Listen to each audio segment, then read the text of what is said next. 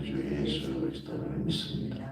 그는 성령으로 잉태되어 동정녀 마리아에게서 나시고 본디오 빌라도에게 고난을 받아 십자가에 못 박혀 죽으시고 장사된 뒤 4일 만에 죽은 자 가운데서 다시 살아나셨으며 하늘에 오르시어 전능하신 아버지 하나님 우편에 앉아 계시다가 거기로부터 살아있는 자와 죽은 자를 심판하러 오십니다. 나는 성령을 믿으며 거룩한 공교회와 성도의 교제와 죄를 용서받는 것과 몸의 부활과 영생을 믿습니다. 아멘. 찬송 251장.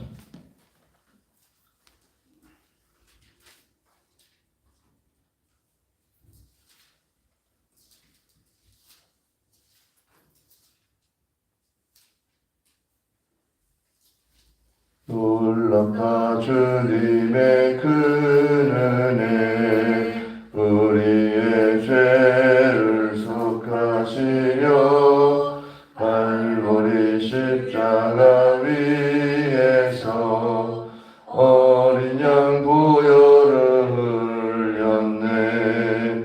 주의 은혜 우리의 죄를 다 씻었네.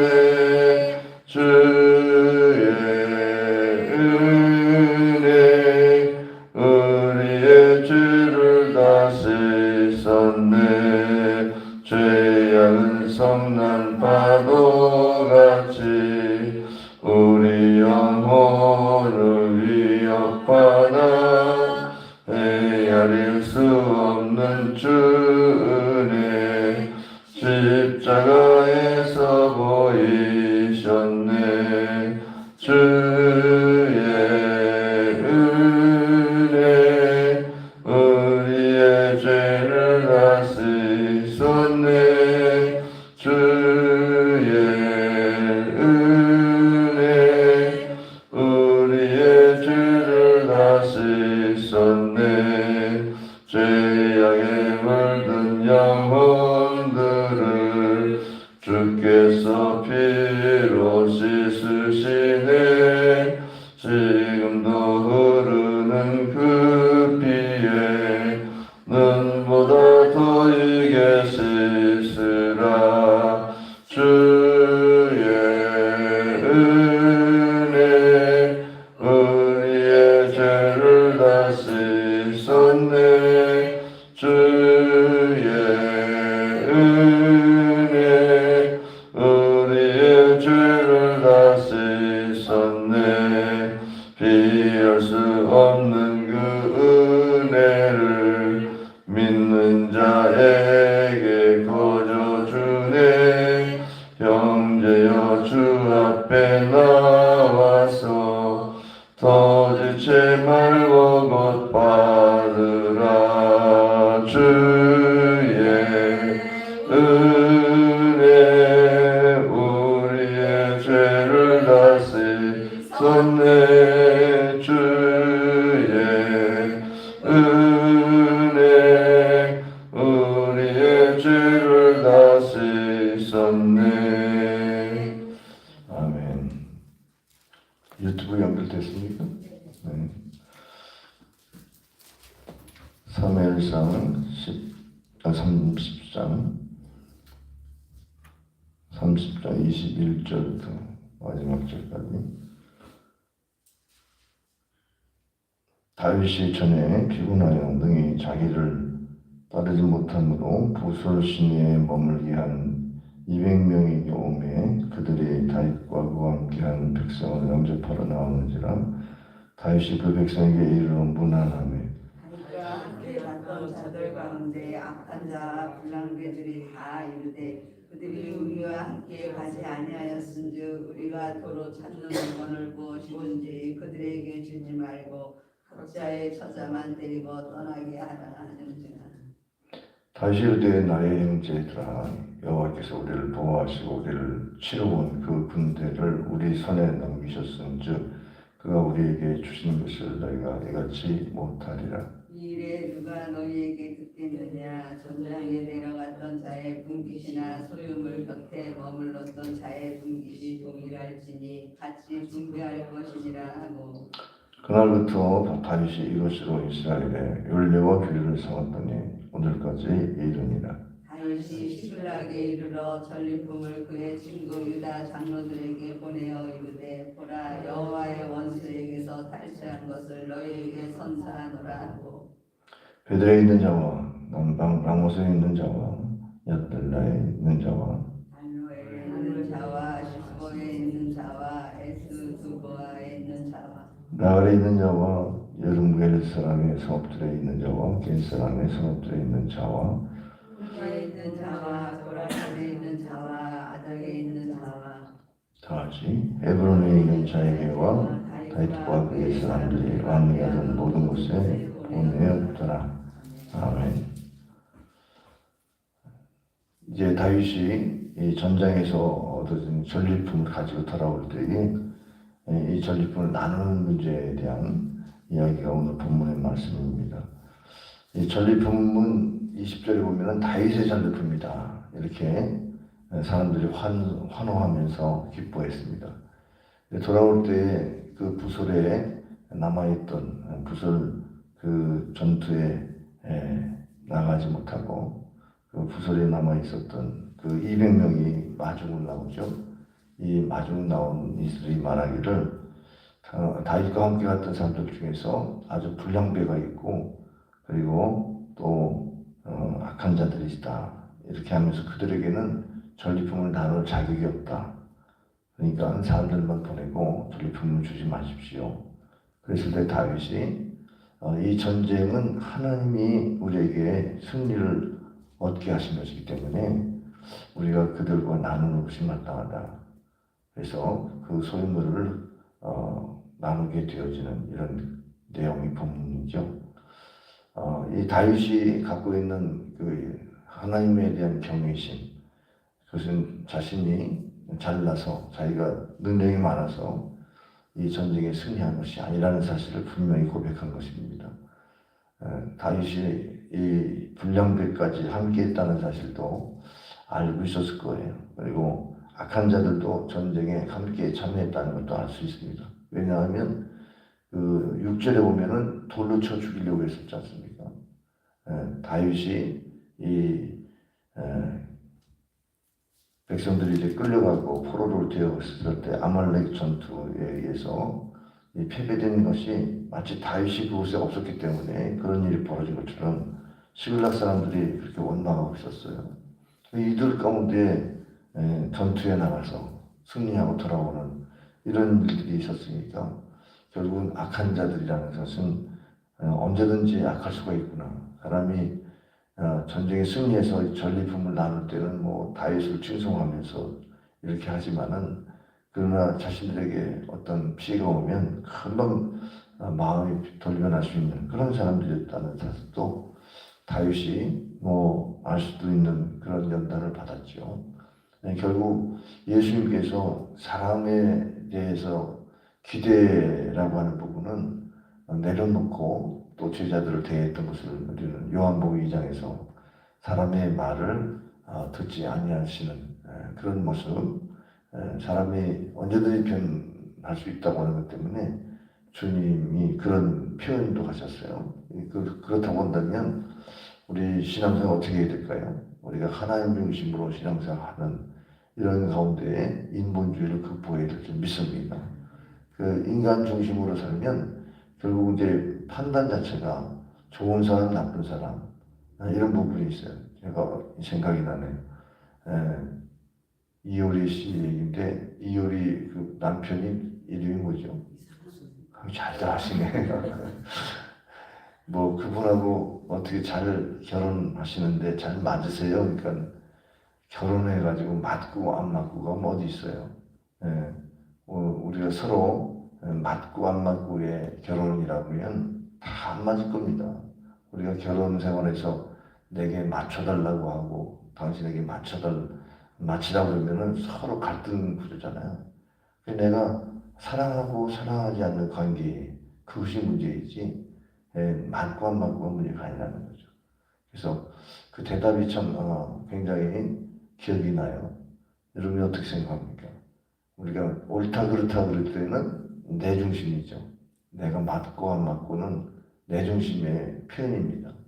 그런데 하나님 편에서 보면은 그 하나님을 사랑하는 백성이고 하나님이 또 그들의 영혼을 또 사랑하시기 때문에 이렇게 변화되게 하시는 이런 역사가 있는 것이죠. 예, 그런 면에서 이제 다윗은 하나님의 주권을 인정하고 보니까 그들이 다 하나님께 이 전리품을 나눌 수 있는 대상이라고 하는 판단을 한 겁니다. 예, 우리가 전쟁에 나간 사람들이 권리 주장할 수 있다는 것은 일반 역사에서 전쟁에 참여해서 승리의 국가가 패전 국가의 그 전리품을 나눌 때에 영토도 나누죠. 그래서 우리가 잘 알고 있는 그 일본이 패망하면서 그 러시아가 그 연해주를 차지하게 되는 이런 일들도 영토를 빼앗기게 되죠. 영토 분할이라고 할까. 그런 면에서 패전국은 결국 이제 땅도 뺏기는 겁니다. 그런데 이런 전리품을 나눈다고 할 때에 이 공적을 자기에게 돌리려고 하는 이런 사람들의 태도가 그 다윗에게 단호한 그런 말씀으로 이것을 이제 더 이상 얘기하지 못하도록. 그런데 평상시 이런 생각이 있었기 때문에 단호하게 결정하셨지 그들에게 대한 얘기를 좌우면하면 결국 이렇게 말하지 못할지도 모르죠. 그래 누가 불량되고 누가 악한 사람인가 골라내. 그 사람들은 자격이 없어. 그래서 또 거기서 또 나눠진다 보면 이 승리에 대한 부분이 또 삭감되고 또 승리의 기쁨이 공동체를 세우지 않고 또 분열을 시키지 않겠습니까? 그런 면에서 우리가 하나님의 주권을 인정하는 신앙, 이것이 인본주의를 이기고 또 바른 판단할 수 있는 지혜가 생기는 줄 믿으시길 바랍니다. 시편 100편 한번 찾아보겠습니다. 시편 100편 2절과 3절.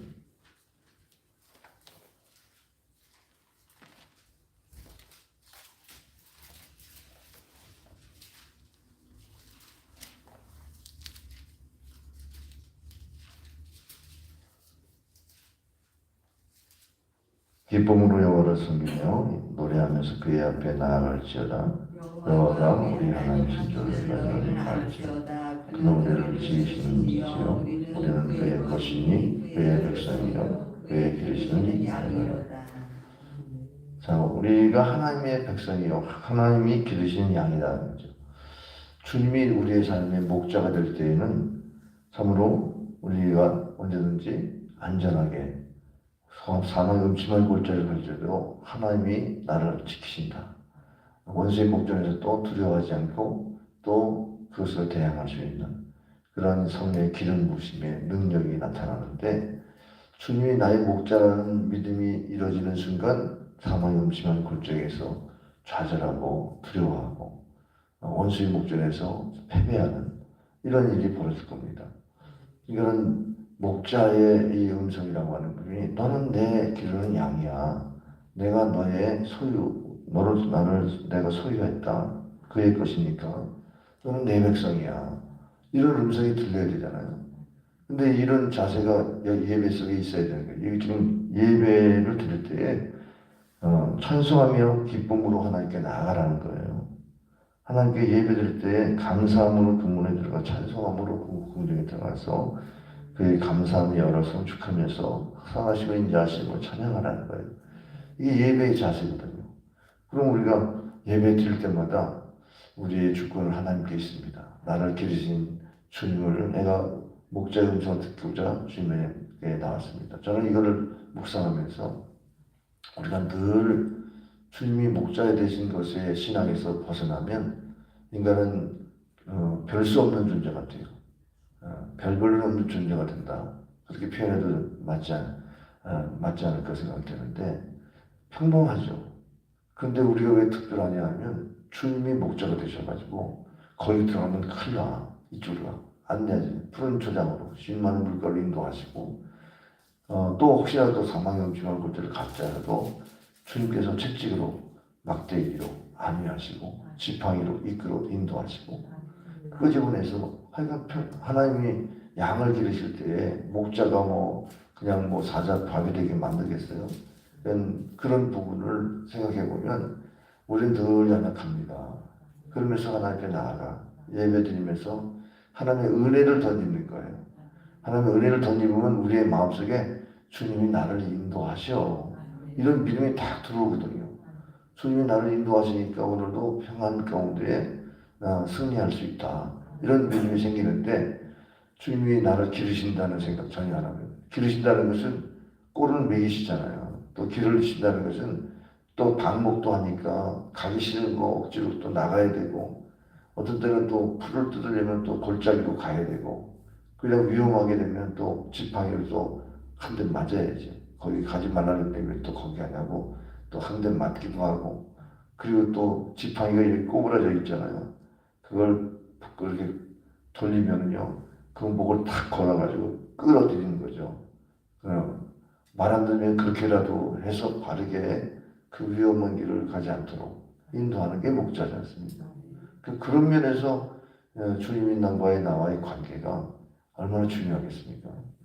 시편 145편 1절 시편 145편 1절 다 같이 145편 1절입니다.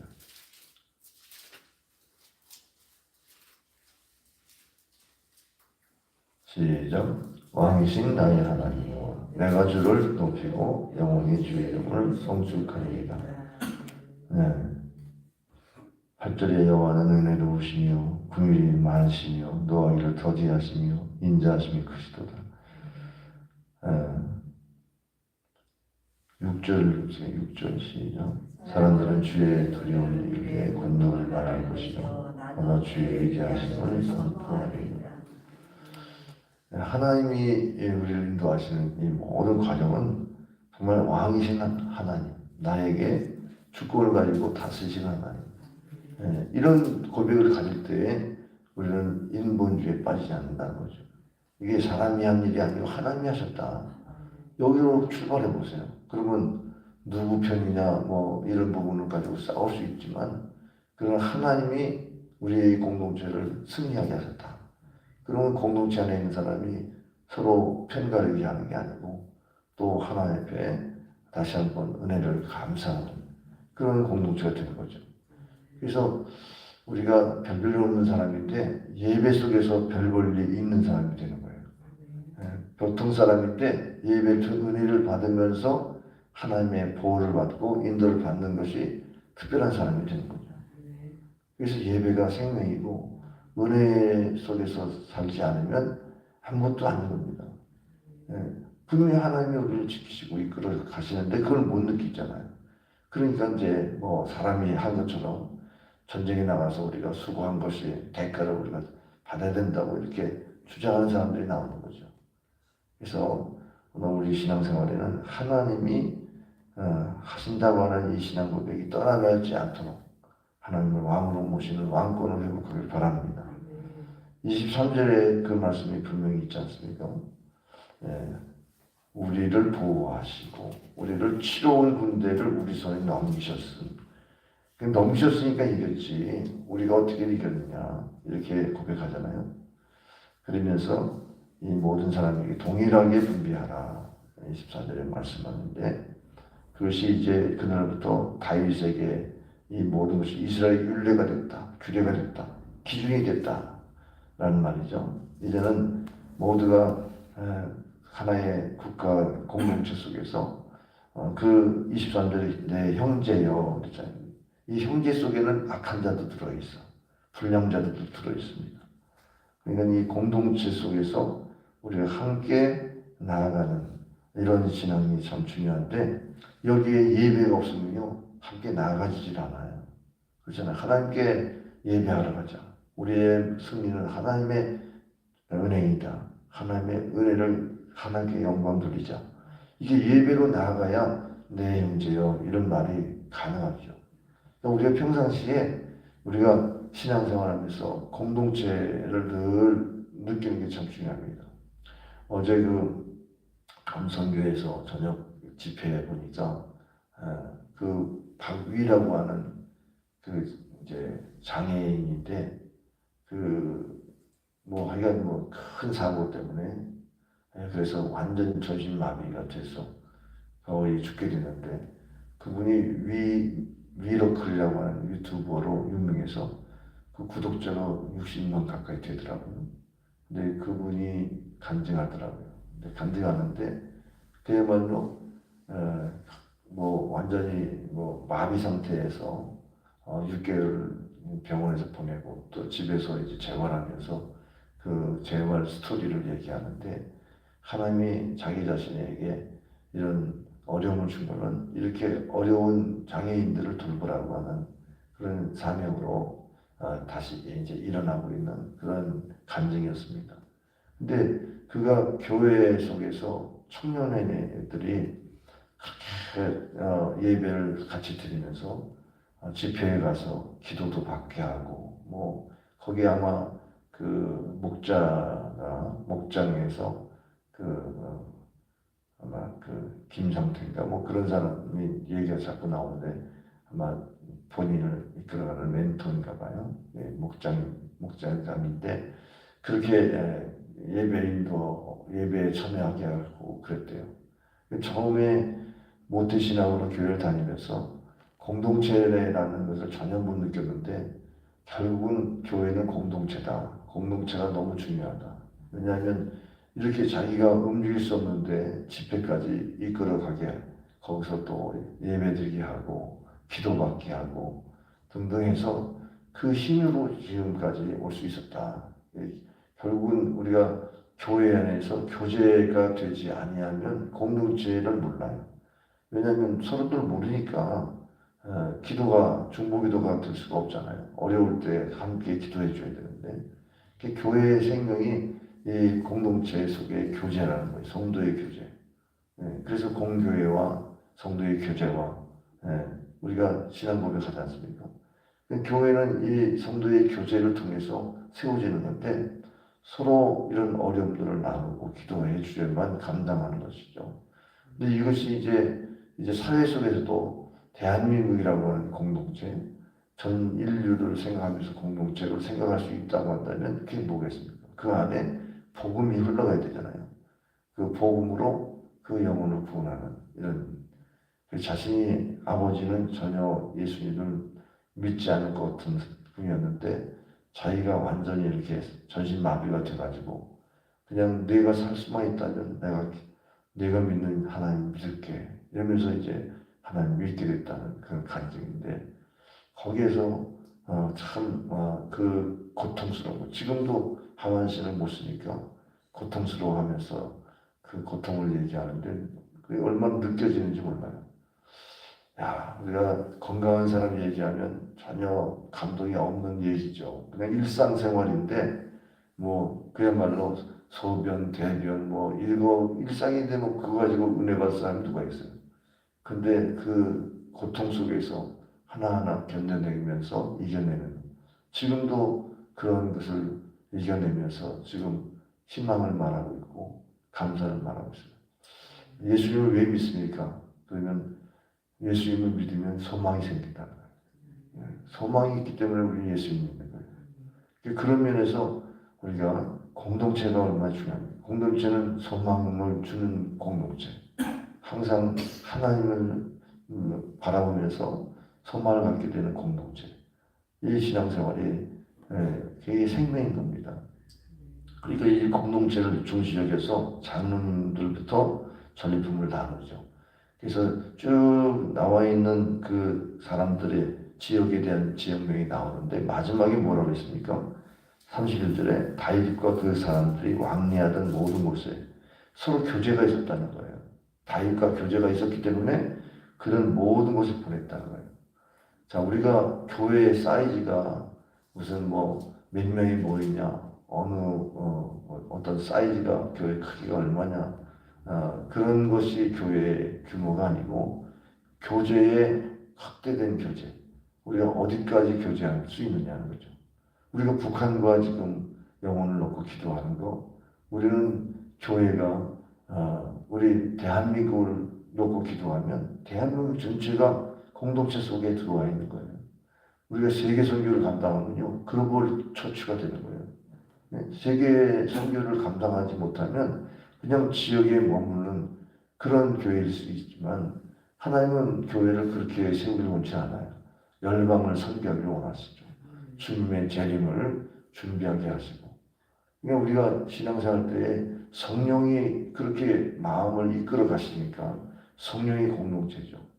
성령이 그렇게 서로 교제하게 하시고 성령의 역사를 구하면서 연결되어지는 그것이 바로 여기 왕래됐던 이 말이 실감이 있죠. 거기는 지역이니까 왕래를 한다는 것은 직접 찾아가서 만나는 거지만 지금 우리는 성령의 역사하는 거예요.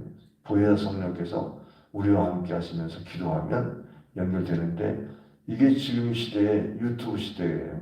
유튜브는요 그냥 전 세계가 다 동시에 지금 새벽기도에 우리 국제적으로 뭐 외국인 안 들어왔지만은 이 뭐 유튜브에 얼마든지 들어올 수 있잖아요. 실시간 이 설교하면서 그 사이트만 알고 또 은혜 받고자 하면 들어올 수 있는 되겠잖아요.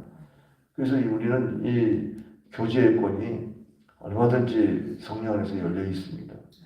우리가 기도하는 그만큼의 우리가 품고 있는 그 영역만큼의 그런 교회라고 하는 사실을 우리가 기억할 때에 굉장히 놀라운 것이죠. 우리가 세계에는 언제 품었습니까?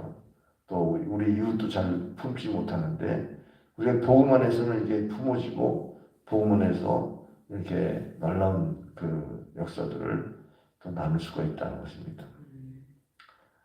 나누는 자냐, 남은 자.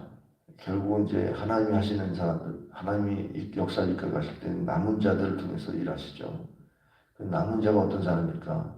끝까지 교회 공동체 속에 이 교제권을 붙드는 사람이 남은 자입니다. 문제들을 서로 나누고, 아픔과 고통을 서로 나누고, 그러면서 성령의 역사를 기대하면서 기도하고, 이게 바로 이 시대를 이기는 길인 줄 믿으시길 바랍니다. 그래서 하나님이 하신 일을 보라. 정말 우리가 이런 연약한 자이지만 하나님 분명히 우리 기도를 들으시고 또 이끌어 줄 때 어떤 열매가 있을지 기대가 된다. 이 소망을 가지고 우리가 교회 생활하면서 예수님을 잘 믿기를 바랍니다. 하나님은 공동체 속에 역사하시니까 하나님의 은혜를 입으면 그냥 장애도 극복하고 어떤 외로움도 극복하고 승리할 수 있는 거예요. 이 은혜의 자리로 나오는 게 중요하죠. 그래서 은혜의 보좌 앞에 나올 때 공동체가 세워지고 우리 신앙, 우리의 생활이 세워지는 줄 믿습니다. 기도하겠습니다. 아버지 하나님, 우리의 삶 속에서 연약한 자들을 보호하시고 위로하기를 원하시지만은 그런 세상은 가진 자의 세상이고 또한 못 가진 자는 참으로 버림받게 되는 이러한 비열한 세상이지만은 하나님은 성령의 공동체를 세우셔서 은혜 받게 하시고 그 은혜 속에 포함되어 있는 모든 사람들이 서로 연합하여서 하나님께 나아갈 때에는 놀라운 하나님의 은총이 있게 되는 줄 믿습니다. 우리 삶의 왕권을 주님 앞에 올려드릴 때에 우리에 있는 문제들을 해결하시는 주의 역사를 경험하게 될 줄 믿습니다. 우리는 그의 기르시는 양이요 그의 소유된 백성이라. 주님이 우리를 기르시기 때문에 목자의 음성을 듣고 따르기만 하면 우리는 언제든지 안전하고 승리할 줄 믿습니다. 이 나라 이 민족도 역시 하나님의 주권 아래 주님이 왕권을 가지고 통치하시면 복음 통일도 가능하고 세계 선교 주님의 오실 길을 예비하는 줄 믿습니다. 오늘도 함께 주시옵소서. 예수님의 이름으로 기도합나이다. 아멘. 하늘에 계신 우리 아버지를 거룩하게 하시고 아버지 나라가 오게 하시고 아버지 뜻이 하늘에서 같이 땅에서 이루어지게 하소서. 오늘 우리에게 일용할 양식을 주시고 우리가 우리에게 잘못한 사람을 용서해 준 것 같이 우리 죄를 용서해 주시고 우리를 시험에 빠지지 않게 하시고 악에서 구하소서. 나라와 권능과 영광이 영원히 아버지의 것입니다. 아멘.